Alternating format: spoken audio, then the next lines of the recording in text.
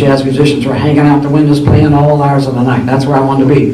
So I wrote the Manhattan School of Music and waited and waited and waited and waited and waited. And finally they answered me one sentence: "Dear Mr. Aebersold, we do not offer the saxophone." And I said, "Oh my gosh, I'm not going to New York." So I went to IU because a friend of Stan's, Jimmy Hurtling, played a little trumpet. And I guess he was over at the music school from time to time, even though he was going to be a lawyer, I think. And he heard people jamming. So I just heard him say one day, at IU, they're jamming in the halls all the time. I said, "Oh, well, that's where I'm going." So I went to IU, and of course, when I got there, they said, "I'm sorry, Jamey, we don't, what do you want to major in?" I said, "Well, saxophone." They said, "Well, we don't have a sax teacher." And I said, "Oh my gosh, I'm there again. Nobody wants me, you know. Couldn't play the piano." I moved to banjo, and then I moved to saxophone because my brother played saxophone. So anyhow, I stayed at IU, and I wanted to elaborate on what David said here when he wrote my graduation piece. He wrote that, and the year before, Roger Pemberton was my sax teacher. They finally had a sax teacher. And I wrote up my 3 pieces I was going to play for my recital in my senior year, I think it was. And you go in and play them about 2 weeks before for the faculty, and they approve it. So I went out in the hall and was waiting and waiting and waiting and waiting and waiting. About 20 minutes goes by.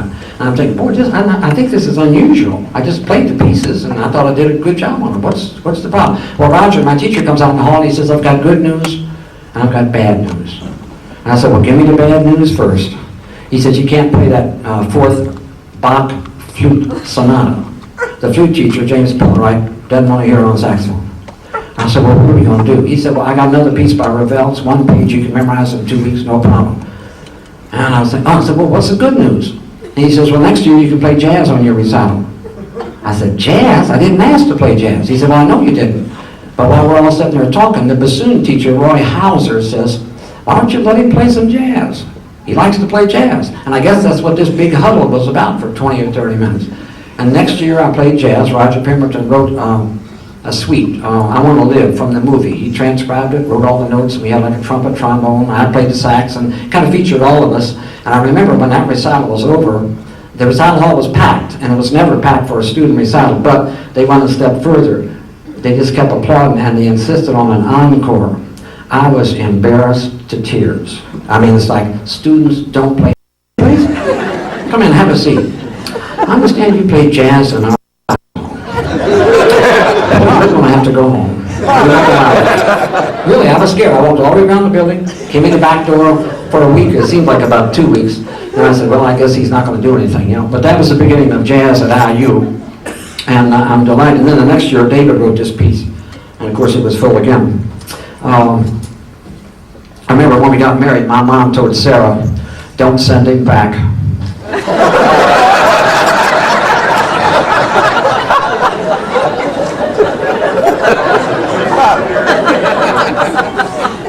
Matt Eve, who spoke here a few minutes ago, and he's been working with me for 30 years. One of the best decisions I ever made was to hire him to come in and wipe off those records. He wiped them off faster than I could have, and I could see potential there. He's a marvelous saxophone player, and he plays with a polka band quite often. And he's a businessman and takes care of business. It's interesting, all the phone calls he handles in a day's time, and handles the inventory and everything under the sun. The two of us have worked, I think, really well over the 30 years, and I really appreciate Matt for being here.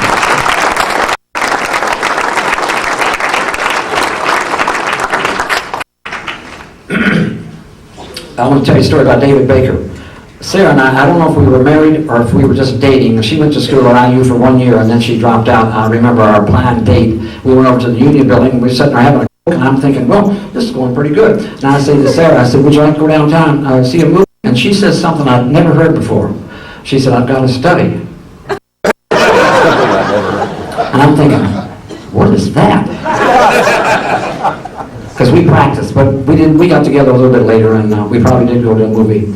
And then we got married in 61, and then that was on David, my brother's birthday. He's never forgotten that. He was my best man. He's never forgiven us for getting married on his birthday. And then in 65, we had Jamey Dwayne, call him JD, and he runs his own business down so forth, and it's hard to believe he's 40 years old. And he's got a beautiful wife, Julia, and we've got the little Alex that comes over to our house every now and then. We love Alex.